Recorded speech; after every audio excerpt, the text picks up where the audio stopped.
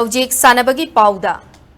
India ne yumbu oiraga chatharakhiba tarelak suba South Asian Football Federation SAFF under 19 Championship English Singanikun Gamangada India na team champion Oikhre handaki champion asiga tharaga India na maridak suba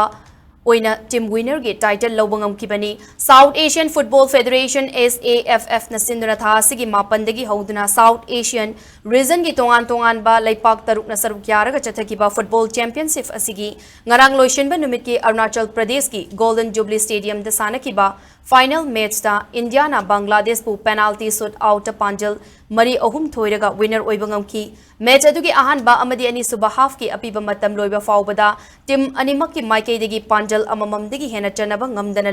leina kibadegi penalty shoot out decide tawkibada India na thoibangam kibani championship aduda Indian football team da sarukya kiba Manipur gi sanaroi Laishram Deni Maitaina goal manga chalaga highest goal scorer gi award fangki loinena ahibam Surajna best goalkeeper gi award amasung Manipur gi forward sanaroi Mohammad Arbas na most valuable player gi award sing fangpatanatana India team na fair play award ki title sulobangam ki